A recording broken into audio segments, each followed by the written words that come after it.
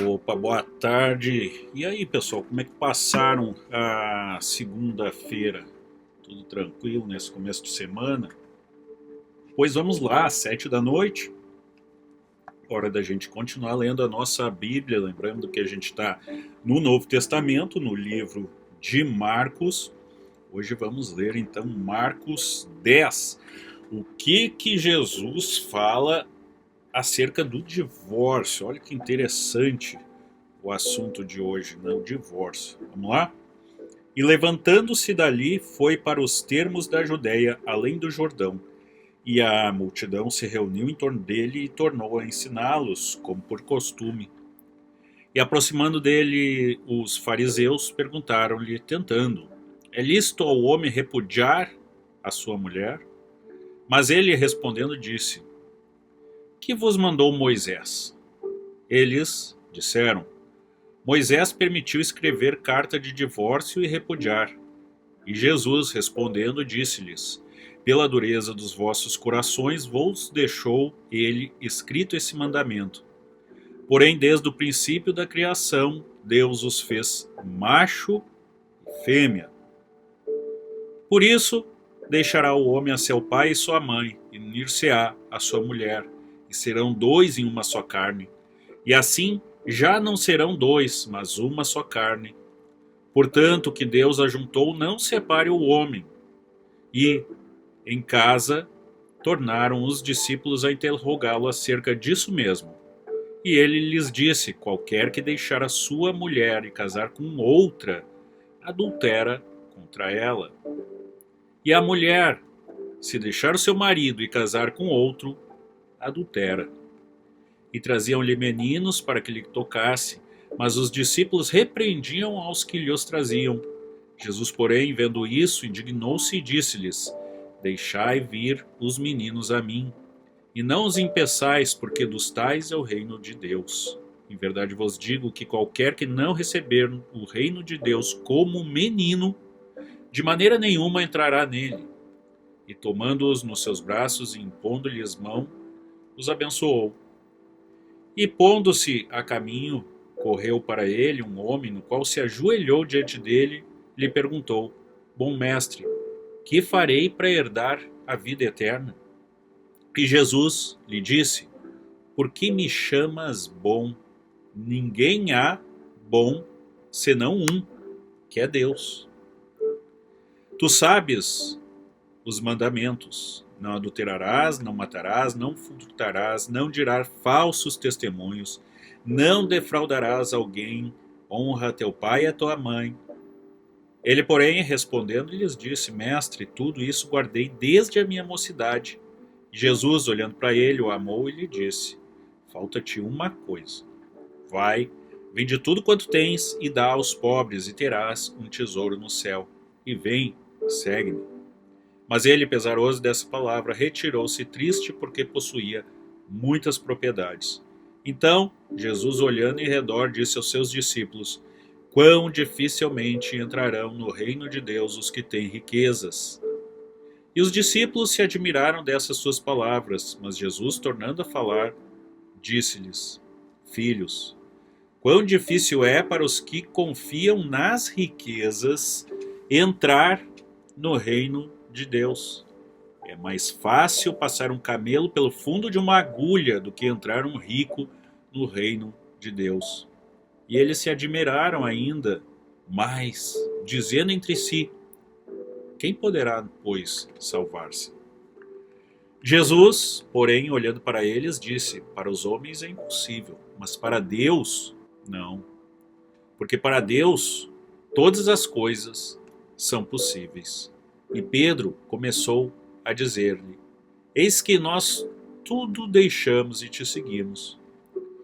E Jesus, respondendo, disse: Em verdade vos digo que ninguém há que tenha deixado casa, ou irmãos, ou irmãs, ou pai, ou mãe, ou mulher, ou filhos, ou campos, por amor de mim e do Evangelho, que não receba 100 vezes tanto, já nesse tempo, em casas, irmãos e irmãs, e mães e filhos, e campos com perseguições, e no século futuro, a vida eterna. Porém, muitos primeiros serão derradeiros, e muitos derradeiros serão os primeiros.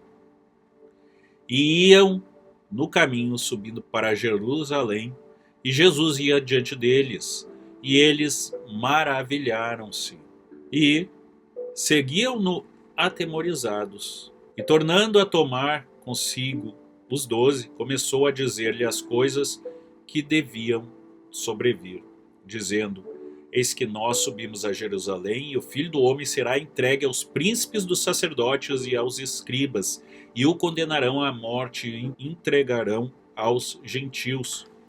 E o escarnecerão e açoitarão e cuspirão nele, e o matarão, e ao terceiro dia ressuscitará.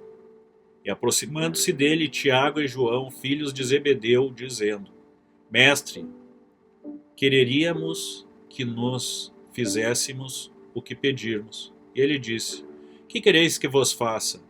E eles lhe disseram: Concede-nos que na tua glória nos assentemos, um à tua direita e outro à tua esquerda. Mas Jesus lhes disse: Não sabeis o que pedir. Podeis vós beber o cálice que eu bebo e ser batizado com o batismo com que eu sou batizado? E eles lhe disseram: Podemos. Jesus, porém, lhes disse: Em verdade, vós bebereis o cálice que eu beber e sereis batizado com o batismo com que eu sou batizado. Mas assentar-se à minha direita ou à minha esquerda não me pertence a mim concedê-lo, mas isso é para aqueles a quem está reservado. E os 10, ouvindo isso, começaram a indignar-se contra Tiago e João. Mas Jesus, chamando-o a si, disse-lhes: Sabeis que os que julgam ser príncipes das gentes, delas se assenhorejam, e os seus grandes usam de autoridade sobre elas. Mas entre vós não será assim. Antes, qualquer que entre vós quiser ser grande, será vosso serviçal, e qualquer dentre vós quiser ser o primeiro, será servo de todos. Porque o Filho do Homem também não veio para ser servido, mas para servir e dar a sua vida em resgate de muitos. Depois foram para Jericó, e saindo ele de Jericó com seus discípulos e uma grande multidão, Bartimeu, o cego, filho de Timeu, estava assentado junto do caminho mendigando. E ouvindo que era Jesus de Nazaré, começou a clamar e a dizer: Jesus, filho de Davi, tem misericórdia de mim. E muitos o repreendiam para que se calasse, mas ele clamava cada vez mais: Filho de Davi, tem misericórdia de mim. E Jesus, parando, disse que o chamassem. E chamaram o cego, dizendo-lhe: Tem bom ânimo, levanta-te, que ele te chama. E ele, lançando de si a sua capa, levantou-se e foi ter com Jesus. E Jesus, falando, disse: Que queres que te faça? E o cego disse: Mestre, que eu tenha vista. E Jesus lhe disse: Vai, a tua fé te salvou. E logo o viu e seguiu a Jesus pelo caminho. Eu já li esta passagem para vocês, pessoal, em Mateus. Se vocês recordam, a gente já leu essa passagem em Mateus, onde falava também sobre um camelo passar pelo buraco de uma agulha. Muita gente não compreende isso, o que quer dizer, como assim um camelo passar no buraco da agulha. A agulha, eu vou ver se eu acho uma imagem para botar aqui para vocês, tá? Deve aparecer aí. Então a agulha é aquela passagem estreita e baixa, coisa ali de 1 metro e meio, quando muito, nas entradas dos castelos, nas entradas das cidades, que eram guarnecidas por muros altos. E por ali só passa uma pessoa, né? Ela tem que tirar toda a carga do lombo. O camelo, a mesma coisa, tem que esvaziar a carga do lombo do camelo, o camelo se abaixar e ele entra de joelhos. Ele vai se arrastando para que ele consiga passar pela agulha. Essa entrada nas fortificações é justamente para que um guarda só possa cuidar daquela entrada. Não passa mais de um homem ali por vez. Então vocês imaginam como é que é guarnecido. E por que se diz isso, que é mais fácil um camelo entrar no reino dos céus, ou um camelo passar pelo buraco de uma agulha, do que um homem rico. Quando se fala um homem rico, é um homem que dá atenção só para suas posses, só para os seus bens, e deixa de dar atenção a Jesus, aos ensinamentos. Aquela pessoa que diz: não, mas eu estou sempre ocupado, eu trabalho demais, eu não tenho tempo de ler a Bíblia. Ora, gente, se você não tem tempo de ler a Bíblia, alguma coisa está errada. Porque você pode ter tempo, nem que seja no seu carro, se dirigindo para o trabalho. Não, mas como é que eu vou ler? Não precisa ler. Você pode ouvir aqui o que a gente fala com você. A Bíblia é falada, está aqui. Tudo é fácil. E assim como eu, várias outras pessoas na internet, no YouTube, em podcasts, eles leem a Bíblia para você. Então você pode ser até um cego, não ter a Bíblia em braille e estar nos ouvindo aqui, sem problema nenhum. Você pode ser um surdo, você pode ativar as legendas, que vai ter aí para você também. A gente tem colaboradores que às vezes ajustam essas legendas aí, é permitido. Para quem é aqui do nosso canal, querendo ajustar as legendas, sem problema nenhum. Mas tem aquele que diz: não, não tenho tempo, eu não quero, ou acho isso bobagem, ou mil coisas, né, gente? Vocês acham que essa pessoa vai entrar no reino dos céus? Eu acho que não. Então, quando se fala em riquezas, não é que você deva viver na pobreza, longe disso. Não é, até porque Deus vai lhe prover. A gente já viu isso em várias passagens da Bíblia, tanto no Antigo quanto no Novo Testamento. Tem que a provisão de Deus é infinita. E quando a gente fala na provisão de Deus, não são só em bênçãos, são em bens também. Por quê? Porque você vive em sociedade, você não tem como viver na nossa sociedade sem dinheiro. Caso contrário, você vai passar fome, você vai passar necessidade de saúde, você vai, passar necessidade de moradia, vai passar necessidade de lazer, vai passar necessidade até para comprar um remédio, porque nosso governo não dá tudo não. Nem o nosso e nem em nenhum lugar do mundo. Em todo lugar você tem que trabalhar, você tem que ir atrás do seu sustento. Mesmo que você diga assim: não, mas eu moro no meio do mato, eu moro, sei lá, numa fazenda autossustentável, sim. Mas as plantas não nascem sozinhas, a terra não é arada sozinha. Não tem caído mais maná do céu, como aconteceu quando Moisés atravessava o deserto com as pessoas. Isso não acontece mais, gente. Então você tem que correr atrás do seu sustento. Você tem que partir para o seu trabalho. Seja homem, seja mulher, seja válido, seja inválido. Não adianta. Não ache que o governo está aí para lhe prover e coisa e tal, porque não está. Não está. Eu sempre digo aqui nesse canal, indo para a parte da política, pare de acreditar em governos, em político. O que você tem que acreditar é em Jesus Cristo, em Nosso Senhor. E Ele vai te prover, sim.